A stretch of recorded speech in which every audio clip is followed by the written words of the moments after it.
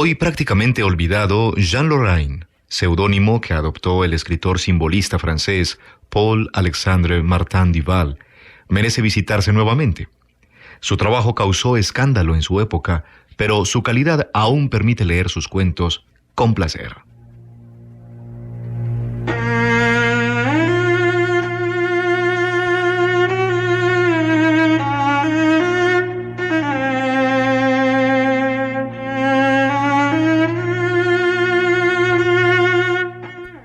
En el hotel barato en que vivía entonces, en el Faubourg Saint-Honoré, había terminado por observar a una cliente de aspecto bastante sospechoso. Yo no era entonces más que un pobre estudiante de Derecho, poco preocupado por la exterioridad de las cosas, y para que aquella mujer hubiera atraído mi atención hacía falta que destacara efectivamente en la gris uniformidad de los demás clientes del hotel. Era una inquilina, ¿cómo diría?, intermitente, y aunque pagara su habitación por meses, no dormía en ella sino en raras ocasiones. En cambio, no pasaba semana sin que viniera a encerrar allí parejas de horas a lo largo del día y nunca sola. Unas veces traía un hombre, otras una mujer, a veces muchas mujeres, amigas. En invierno hacían un gran fuego y le subían ponche. En verano, limonada y soda. En el hotel tenían con ella los mayores miramientos. Al gerente y a su esposa se les llenaba la boca cuando hablaban de la señora de Prague. Sin duda, debía abonar generosamente sus facturas. No era una prostituta como yo había creído en un primer momento. Al verla entrar siempre acompañada, en los primeros tiempos yo la había tomado por una vulgar buscona de la peor calaña, puesto que le hacía a todas y a todos. No era nada de eso, y después de reflexionar, pensé que debía tratarse de una afiliada a alguna sociedad secreta. Alguna criatura acosada por la policía que se ocultaba en París valiéndose de domicilios y nombres diversos. Mujer de algún anarquista, alma de algún complot, o quizá, simplemente, alguna ladrona que formaba parte de una banda, una de esas aventureras que operan en los grandes almacenes, informan a la baja turba de ampones de los buenos golpes por dar y practican a la vez la búsqueda del domicilio por desvalijar, el robo y la ocultación de lo robado. Y además otras consideraciones se me ocurrían. Esta mujer no era probablemente, después de todo, nada más que una viciosa, alguna amante anónima de la depravación que venía a distraerse en clandestinas orgías del aburrimiento diario de un marido, de un matrimonio y de una casa burguesa. Burguesa en todo caso no muy rica, pues la señora de Prague hacía relativamente pocos gastos en aquel pequeño hotel de empleados y estudiantes pobres.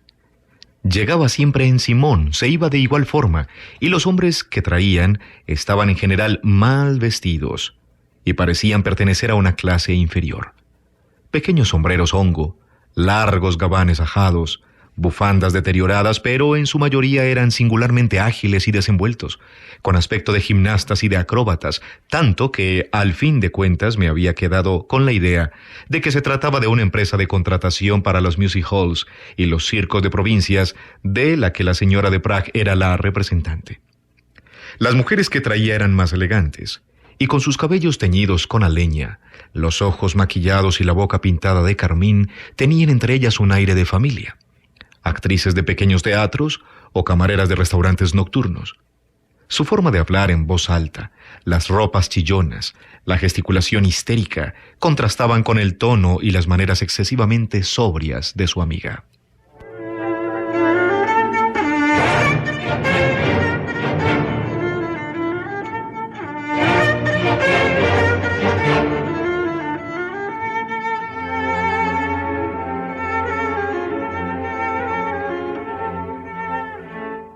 La señora de Prague tenía un aspecto perfecto, siempre vestida de negro, envuelta en mullidas pieles en invierno, embutida en verano en tules y muselinas de seda que la adelgazaban, disimulaba bajo tupidos velos un rostro singularmente pálido, con los ojos como pintados de col, entre los párpados fatigados, y que no carecía de encanto, de no ser por la importancia que en él tenía la nariz algo larga.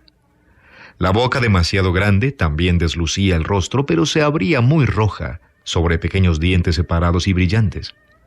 La boca algo sombreada en la comisura de los labios y esa amplia sonrisa marcada de imperceptible bigote no carecía de un cierto picante. Con su cara estrecha, Su mentón puntiagudo y su perfil caballar recordaba un poco a una larga langosta, y tenía los movimientos a la vez bruscos y lentos de ésta. La señora de Prague era muy morena y las largas pestañas arqueadas aterciopelaban con una languidez obscena la honda oscura de los ojos dolientes. La señora de Prague debía tener un temperamento rudo.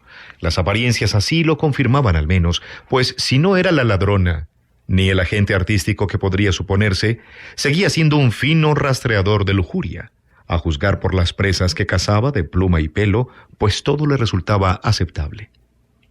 Me ocurrió más de una vez coincidir con ella en la escalera del hotel.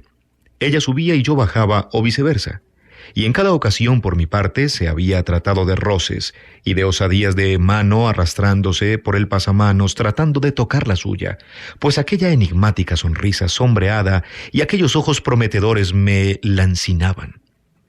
Pero en cada ocasión me había esforzado en vano. Yo no era su tipo, había que aceptarlo, y sus ojos de una insistencia tan extraña nunca se habían fijado en los míos. Durante algún tiempo le guardé rencor. Aquella larga mujer de ojos húmedos habría sido una amante exquisita y cómoda. Habría sido la aventura y el misterio al alcance de la mano. Las personas del hotel eran de un mutismo absoluto respecto a su inquilina, imposible sacarles lo más mínimo. Como ya he dicho, la señora de Prague debía ser muy generosa. Despachado, en mi vanidad, durante algún tiempo tuve la avileza de meditar una buena pasada que poder jugarle a mi vecina, pero luego dejé de pensar en ello.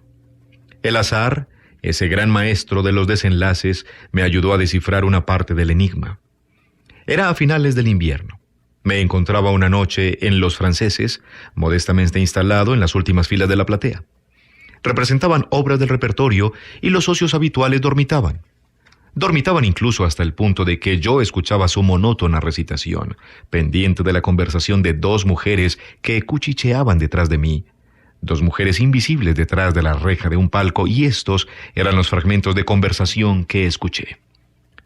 No me atreveré jamás, decía una voz. Además, ¿cómo salir de mi casa vestida de dominó? Además está la servidumbre. Estoy segura de mi doncella, pero el lacayo y el portero son fieles al marqués. Me tiene vigilada, espiada, ya ves. A ti, que te lo permite todo. ¿Y cómo se equivoca?, se desternillaba la otra mujer. El hecho es que su confianza le honra. No, Lucy, no hay que pensar en ello. Y Dios sabe cómo me habría gustado asistir a ese baile. Vagabundear toda una noche bajo las máscaras, acercarse, rozar con la seguridad de no ser reconocida, todas las lujurias, todos los vicios, sospechados e insospechados. No carece de sabor, y además no puedes ni imaginar las aventuras que una puede encontrar en esas noches. Aquí una confidencia se ahogaba entre risas, y la voz de la que dudaba proseguía más clara. «Pero tú, ¿cómo haces con tu gente? ¿Tu señor no es celoso?» «Pues esas noches ceno en la ciudad, o bien duermo en casa de mi madre, y además verdaderamente eres demasiado inocente, mi pequeña Susan. Yo, ya ves, realizo todas mis fantasías. La vida es corta, y quiero vivirla. Además, el truco del hotel en el que se paga una habitación al mes bajo un nombre falso no es difícil. Yo, que te hablo, lo hago». El acto había concluido, los espectadores se levantaron haciendo ruido con sus zapatos y con los sillones de muelles que se levantan. Aquella noche no oí nada más.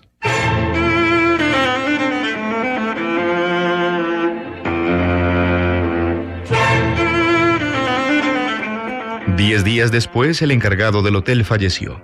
La gripe se lo llevó en menos de una semana, y en el pequeño salón del hotel convertido en capilla ardiente, junto al cadáver, la esposa, aterrorizada por la pérdida del marido y del socio, realizó el triste velatorio. Habían cerrado los postigos y en la pieza oscura, la pobre mujer, acompañada de 2 familiares, intentaba aislarse en medio de la confusión del personal de servicio y de una partida de viajeros profesionalmente atenta, pese a su pena, a los incesantes rumores de la calle y del hotel. Habíamos entrado, otro cliente y yo, a presentarle nuestras condolencias a la viuda. Ya se habían dicho las banalidades de rigor y, algo incómodos, permanecíamos callados sin saber cómo marcharnos.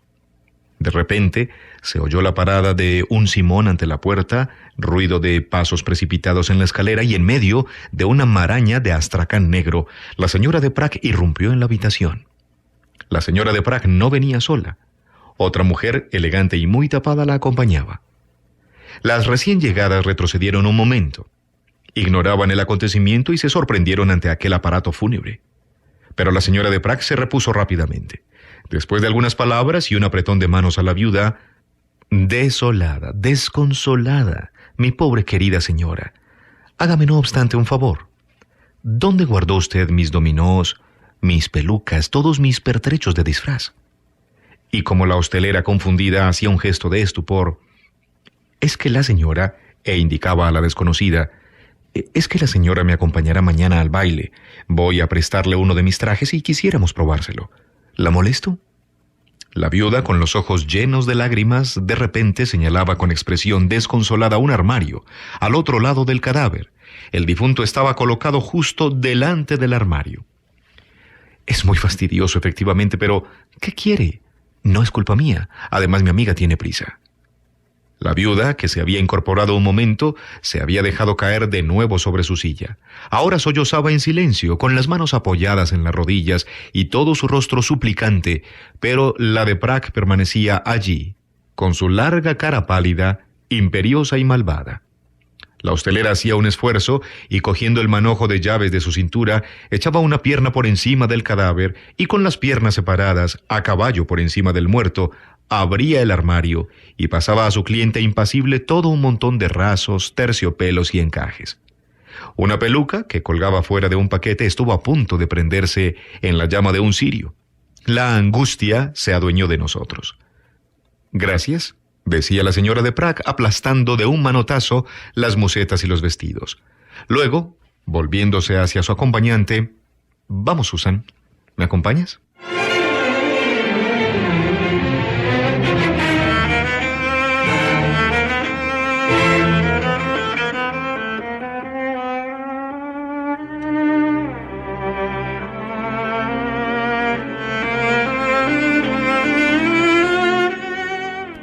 En Literatura para Oír les estamos presentando relatos de Jean Lorrain, Francia, 1855 a 1906.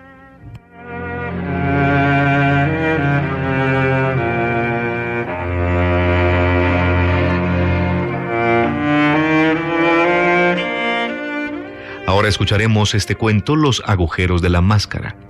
El encanto del horror solo tienta a los fuertes, dedicado a Marcel Chaube.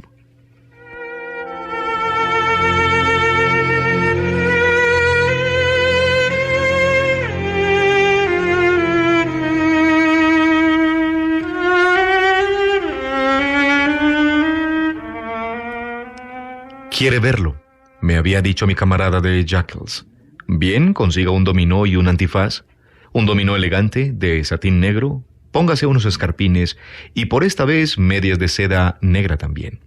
Y aguárdeme en su casa, el martes, hacia las 10:30. Iré a buscarle».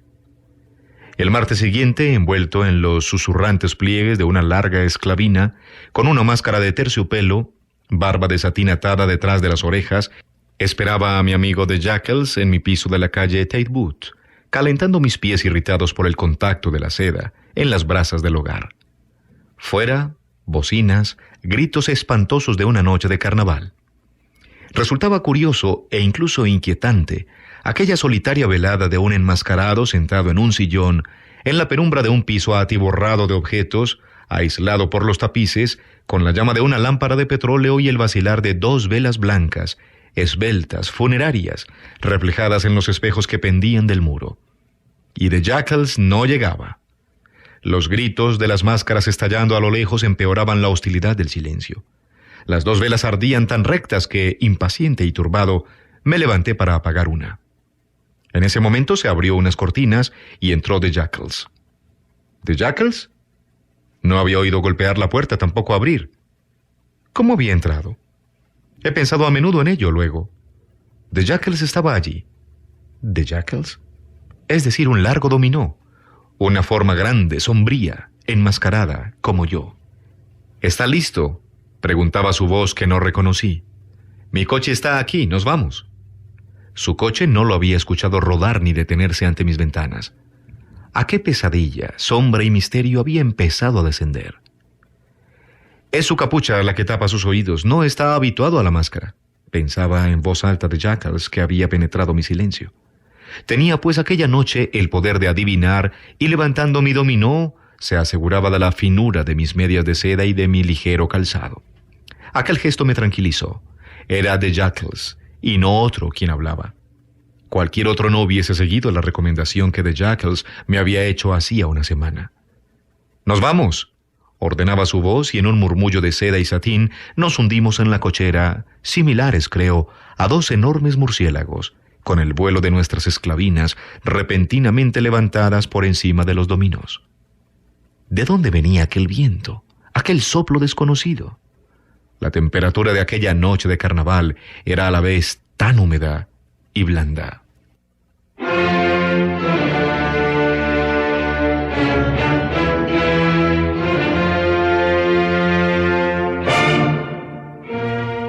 ¿Hacia dónde íbamos? Hundidos en la sombra de un carro de caballos fantásticamente silencioso, cuyas ruedas no levantaban más ruido que los cascos del caballo sobre el pavimento. ¿Hacia dónde íbamos a lo largo de muelles desconocidos, iluminados apenas por la luz borrosa de un farol? Ya habíamos perdido de vista la mágica silueta de Notre Dame, perfilándose al otro lado del río en un cielo de plomo. En Croix de Saint-Michel, el Croix de la Tournelle, el Croix de Bercy, incluso, estábamos lejos de la ópera, de las calles Drouot, Le Pelletier y del centro. Ni siquiera íbamos a Bollier, donde los vicios lamentables se dan cita y evadiéndose bajo la máscara se arremolinan casi demoníacos y cínicamente confesados la noche de carnaval. Y mi compañero callaba. Al borde de aquel Sena taciturno y pálido, bajo los puentes cada vez más escasos, a lo largo de aquellos muelles planeados de grandes árboles delgados, bajo el cielo lívido, como los dedos de un muerto, me sobrecogía un miedo insensato, un miedo agravado por el implacable silencio de The Jackals. Llegué a dudar de su presencia y creerme junto a un desconocido. La mano de mi compañero había tomado la mía, y aunque blanda y sin fuerza, la tenía sujeta en un torno que me trituraba los dedos. Aquella mano de poder, de voluntad, me clavaba las palabras en la garganta y sentía bajo su opresión fundirse y deshacerse en mí toda veleidad de rebelión. Rodábamos ahora fuera de las fortificaciones y por grandes caminos bordeados de hayas y de lúgubres tenderetes de vendedores de vino, merenderos de las afueras cerrados hacía tiempo. Desfilábamos bajo la luna que por fin acababa de perfilar su masa flotante de nubes y parecía derramar sobre aquel paisaje una capa de sal.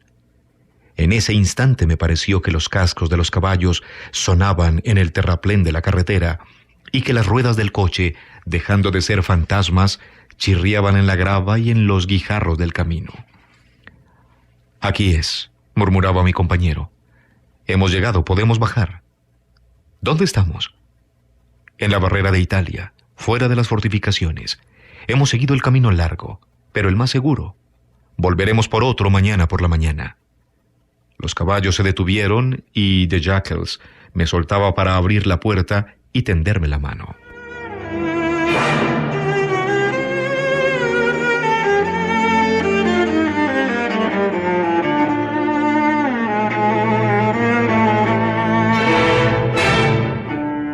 Una gran sala, alta, de muros revocados con cal, contra ventanas interiores cerradas a lo largo de toda la estancia, mesas con cubiletes de hojalata blanca sujetos con cadenas.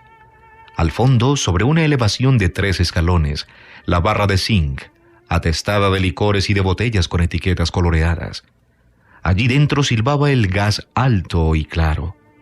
La sala en suma, si no más espaciosa y más limpia, de un tabernero en las afueras de una buena clientela, cuyo negocio iba bien.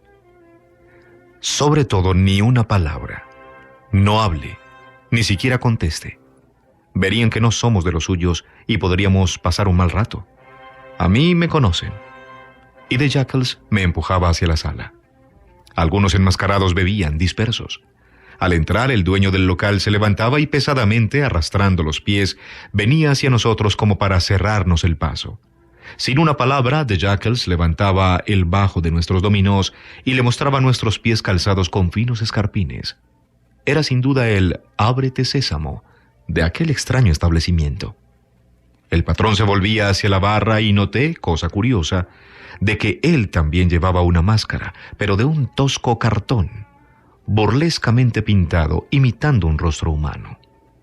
Los dos camareros, dos colosos con las mangas arremangadas, deambulaban en silencio, invisibles, ellos también, bajo la misma espantosa máscara. Los escasos disfrazados que bebían sentados en las mesas llevaban máscaras de terciopelo y de satín. Salvo un enorme coracero de uniforme, una especie de truco de mandíbula pesada y bigote rojizo, sentado junto a dos elegantes dominós de seda malva y que bebía con el rostro descubierto, los ojos azules, vagos. Ninguno de los seres que allí se encontraban tenía rostro humano. En un rincón, dos figuras con blusas y gorras de terciopelo, enmascaradas de satín negro, resultaban intrigantes por su sospechosa elegancia, pues su blusa era de seda algo azul pálido, y del bajo de sus pantalones demasiado nuevos asomaban finos pies de mujer enguantados de seda y calzados con escarpines. Y, como hipnotizado, contemplaría aún aquel espectáculo si The Jackals no me hubiera arrastrado al fondo de la sala hacia una puerta de cristal cerrada por una roja cortina. Entrada al baile. Estaba escrito sobre la puerta con letra de aprendiz de pintura. Un guardia municipal junto a ella. Era, al menos, una garantía. Pero al pasar y chocar con su mano, me di cuenta de que era de cera como su cara rosa erizada de bigotes postizos, y tuve la horrible certeza de que el único ser cuya presencia me habría tranquilizado en aquel lugar de misterio era un simple maniquí.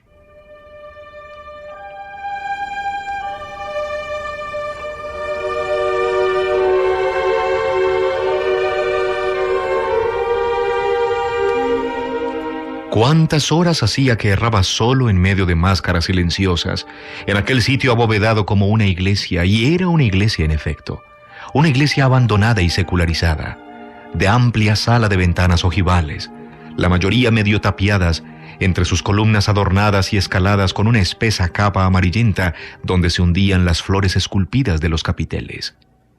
Extraño baile, en el que no se bailaba y en el que no había orquesta. The Jackals había desaparecido y estaba solo, abandonado en medio de la muchedumbre desconocida. Una vieja araña de hierro llameaba alta, suspendida en la bóveda, iluminando las losas polvorientas, algunas de las cuales, ennegrecidas por las inscripciones, cubrían quizá tumbas. Al fondo, en el lugar donde ciertamente debía reinar el altar, se encontraban a media altura en el muro pesebres y comederos, y en los rincones había arreos y ronzales olvidados. El salón de baile era una cuadra.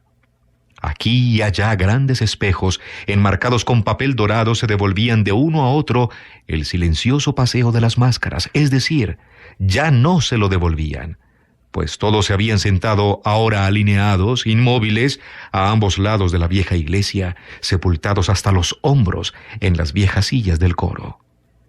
Permanecían allí, mudos, como alejados en el misterio bajo largas cogullas de paño plateado, de un plata mate, de reflejo muerto, pues ya no había ni dominós, ni blusas de seda azul, ni colombinas, ni pierrots, ni disfraces grotescos.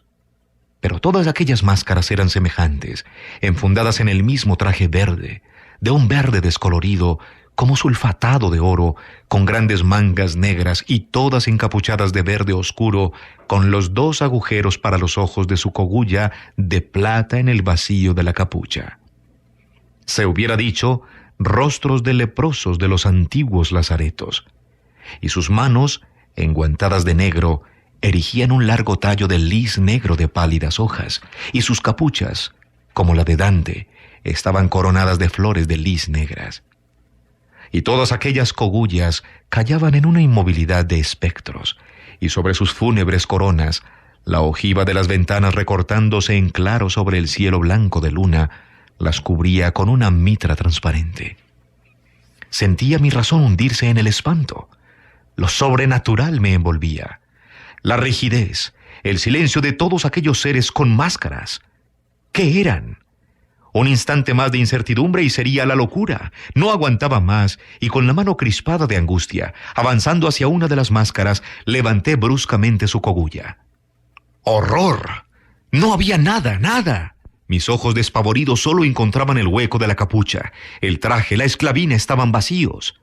Aquel ser que vivía solo era sombra y nada. Loco de terror, arranqué la cogulla del enmascarado sentado en la silla vecina. La capucha de terciopelo verde estaba vacía. Vacía la capucha de las otras máscaras sentadas a lo largo del muro. Todos tenían rostros de sombra. Todos eran la nada. Y el gas llameaba más fuerte, casi silbando en la sala. A través de los cristales rotos de las ojivas, el claro de luna deslumbraba casi cegador. Entonces, un horror me sobrecogía en medio de todos aquellos seres huecos, de vana apariencia de espectro. Una horrible duda me oprimió el corazón ante todas aquellas máscaras vacías. Si yo también era semejante a ellos, si yo también había dejado de existir, y si bajo mi máscara no había nada, solo la nada. Corrí ante uno de los espejos. Un ser de sueño se erigía ante mí, encapuchado de verde oscuro, coronado de flores de lis negras, enmascarado de plata. Y aquel enmascarado era yo, pues reconocí mi gesto en la mano que levantaba la cogulla y boquiabierto de espanto, lanzaba un enorme grito, pues no había nada bajo la máscara de tela plateada, nada bajo el óvalo de la capucha, solo el hueco de tela redondeada sobre el vacío. Estaba muerto y yo. Y tú has vuelto a beber éter. Gruñía en mi oído la voz de The Jackals. Curiosa idea para distraer tu aburrimiento mientras me esperabas. Me encontraba tumbado en medio de mi habitación, el cuerpo en la alfombra, la cabeza apoyada en el sillón, y The Jackals, vestido de gala bajo una túnica de monje, daba órdenes a mi atolondrado sirviente, mientras las dos velas encendidas, llegado su fin, hacían estallar sus arandelas y me despertaban. Por fin.